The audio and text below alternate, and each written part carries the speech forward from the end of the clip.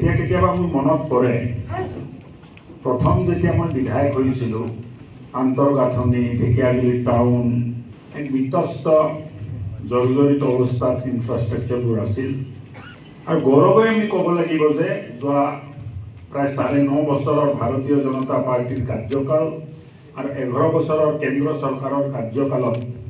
উন্নয়নৰ অভিলেখ সৃষ্টি হৈছে আৰু আজি ঢেকিয়াজুলিত মইতো দেখিছোঁ ভোটপাৰা ষ্টেডিয়ামত অসম ভিত্তিক বহুত প্ৰগ্ৰামবোৰ ঢেকিয়াজুলি ভোটপাৰা ষ্টেডিয়ামত হোৱা আৰম্ভ হৈছে শান্তি আহিছে অকল উন্নয়ন নহয় উন্নয়নৰ লগত অসমত শান্তি আহিছে আৰু বিশেষকৈ ঢেকিয়াজুলিত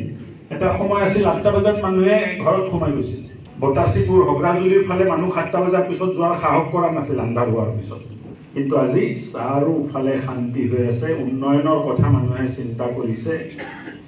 কেনেকৈ আগবাঢ়ি যাম এই সপোনবোৰ মানুহে দেখি আছে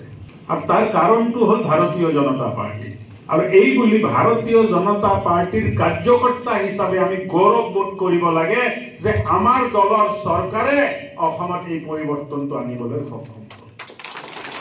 আৰু আমি প্ৰত্যেকজনে এজন গৌৰৱী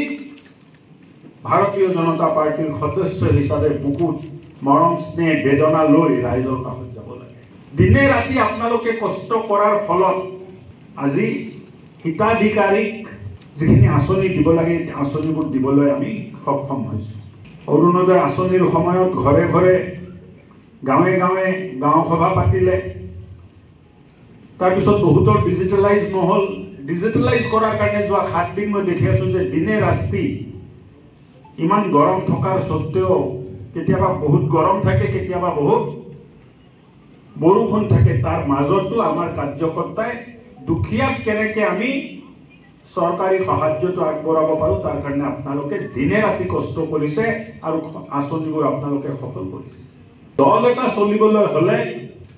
দলৰ এটা আত্মা থাকে আৰু এই আত্মাটো ভাৰতীয় জনতা পাৰ্টিৰ কাৰ্যকৰ্তাই ভাৰতীয় জনতা পাৰ্টিৰ আত্মা আৰু যেতিয়ালৈ ভাৰতীয় জনতা পাৰ্টিৰ এই কাৰ্যকৰ্তা দিনে ৰাতি ভাৰতীয় জনতা পাৰ্টিক মজবুত কৰাৰ চিন্তা কৰি থাকিব কোনো দলে ভাৰতীয় জনতা পাৰ্টিক পৰাভূত কৰিব নোৱাৰে এই কথাটো আজি মই ক'ব